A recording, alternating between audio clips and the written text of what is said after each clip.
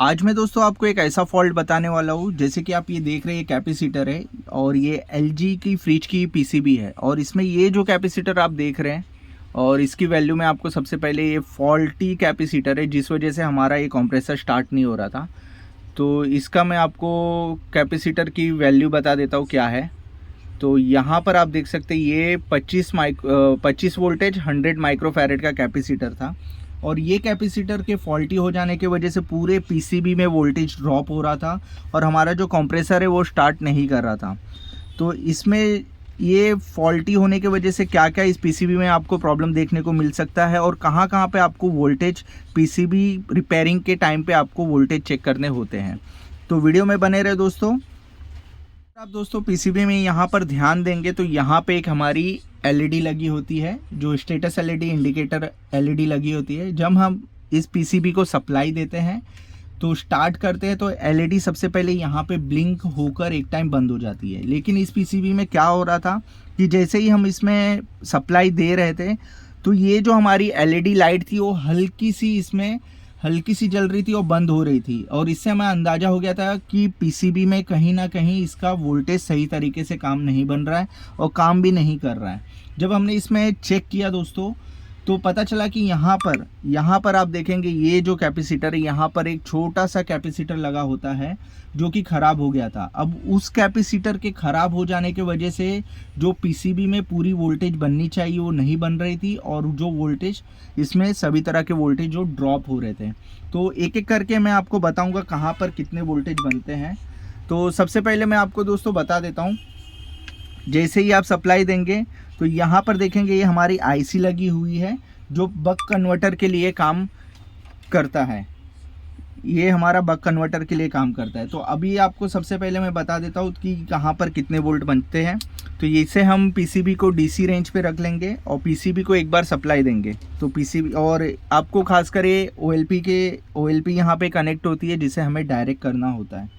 तो इसे हम डायरेक्ट कर लेंगे। जब तक ये आप डायरेक्ट नहीं करेंगे तब तक आपकी पीसीबी में लाइट नहीं आएगी। तो यहाँ पर हम अभी क्या करेंगे तो पीसीबी को स्टार्ट करते हैं। ही हम इस पीसीबी को सप्लाई देंगे वैसे ही हमें यहाँ पर सबसे पहले एक बार हमारी लाइट ग्लो होकर बंद होनी चाहिए।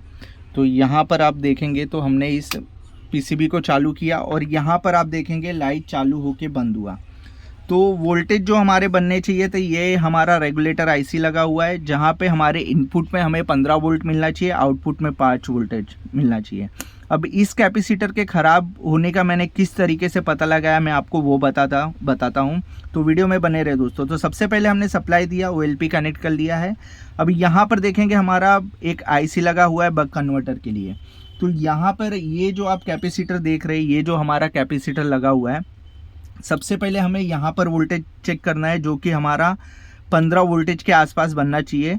14.5-15 वोल्टेज बनना चाहिए। तो पीसीबी में सबसे पहले हम यहाँ पर चेक करेंगे तो यहाँ पर आप देखेंगे हमें 14.83 वोल्टेज बन रहा है जो कि ये प्रॉपर हमारा वोल्टेज यहाँ पे बन रहा है। उसके बाद आपको सेकंड पॉइंट पे क्या करना है, यहाँ पे हमारा ब्रिज रेक्टिफायर लगा हुआ है। ब्रिज रेक्टिफायर के ग्राउंड से अब हमें यहाँ पर वोल्टेज चेक करने हैं, यहाँ पे कितने क्या वोल्टेज बन रहे हैं हमारे आईसी पे। तो यहाँ पर आपको ये हमारे ड्रेन पिन है तो यहाँ पर आपको 300 वोल्टेज प्लस मिलेगा। तो ये हमारा ओके था। और ये जो हमारी पिन है यहाँ से हमारी सेकंड पिन है, यहाँ पर आपको 28 वोल्टेज मिलने चाहिए। तो ये भी हमारा प्रॉपर वोल्टेज बन रहा था, एकदम ओके कंडीशन में है। और जो हमारा इस साइड का जो सोर्स पिन था ये हमारी चारों एक ही है सोर्स पिन है। यहाँ पर हमें जो वोल्टेज मिलना चाहिए आपको 14.70 वोल्टेज के आसपास मिलना चाहिए। बट यहाँ पर जो हमारा वोल्टेज था 2.9 वोल्टेज मिल रहा था। ये पूरी तरीके से वोल्टेज ड्रॉप था क्योंकि यहीं से जो हमारा 14.17 वोल्टेज बनेगा वहाँ से हमारे इस कैपेसिटर से होते हुए हमारे इस रेगुलेटर आईसी के इनपुट पे जाएगा। तो यहाँ पर आप देखेंगे ये हमने पीसीबी को रिपेयर कर चुके हैं। तो यहाँ पर देखेंगे आप 14.92 वोल्टेज बन रहा है जो कि अभी ये करेक्ट है।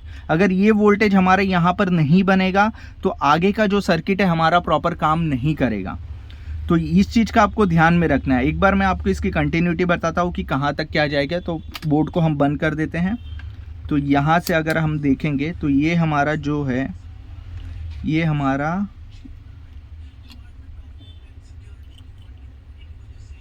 यहाँ पर देखेंगे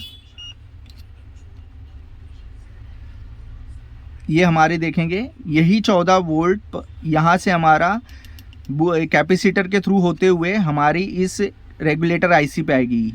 तो यहाँ पे अगर हमारा वोल्टेज अगर 2.9 बनेगा या इसमें ड्रॉप हो जाता है वोल्टेज, तो हमारी ये वोल्टेज यहाँ तक नहीं पहुँचेगी और हमारा ये काम नहीं करेगा। तो यही 15 वोल्ट हमारे इस रेगुलेटर आईसी तक आना चाहिए। तो एक बार फिर से मैं पीसीबी को चालू कर देता हूँ। तो यहाँ पर देखेंगे और ये कैपेसिटर इसके बीच में लगा हुआ है। तो यहाँ पर आपको देखो 15 वोल्ट देखने को मिलना चाहिए। यहाँ पर आप देखेंगे अभी हमें पूरे 15 वोल्ट बन रहे हैं और बीच में हमारी ये कैपेसिटर लगी हुई है। अगर ये कैपेसिटर आपका ये कैपेसिटर जो है इसका अगर वैल्यू कम हो जाता है, ख़राब हो जाता है, ज़्यादातर केस में अगर इस तरीके का प्रॉब्लम आता है तो ये कैपेसिटर हमारा फॉल्टी होता है। तो हमने इसमें ये कैपेसिटर चेंज किया, उसके बाद हमारा प्रॉब्लम सॉल्व हो गया। तो अभी एक चीज़ का और ध्यान में रखना है कि आपका जो यहाँ पे हमारा ऑप्टो कपलर लगा हुआ है, ऑप्टो कपलर के आपको जो 3 और 4 नंबर पिन पे आपको 2.8 वोल्टेज मिलने चाहिए। यहाँ पर आपको अभी देखिए 5 वोल्टेज प्रेजेंट है, यहाँ पे 5 वोल्टेज प्रेजेंट है। तो जैसे ही हम यहाँ पे थर्मोस्टेट कनेक्ट करेंगे वैसे ही हमें वहाँ पर 2.8 वोल्टेज मिलना चाहिए। तो यहाँ पर अगर आप देखेंगे यहाँ पे हमें 2.8 2.9 वोल्टेज मिलना चाहिए। और जैसे हमने इस थर्मोस्टेट को कनेक्ट किया हमारा जो कंप्रेसर को सप्लाई आना चाहिए वो भी आ गया है।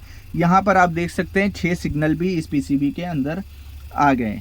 अगर आपका यहाँ पे ही वोल्टेज ड्रॉप हो जाएगा तो आगे भी कुछ भी नहीं बनेगा और आपका कंप्रेसर स्टार्ट नहीं होगा। जैसे कि आप कंप्रेसर का आवाज़ भी सुन सकते हैं, यहाँ पे 6 सिग्नल भी आ रहे हैं। और कुछ वोल्टेजेस है जो मैं आपको बता देता हूँ जहाँ पे पीसीबी रिपेयरिंग के टाइम पे आपको चेक करना है।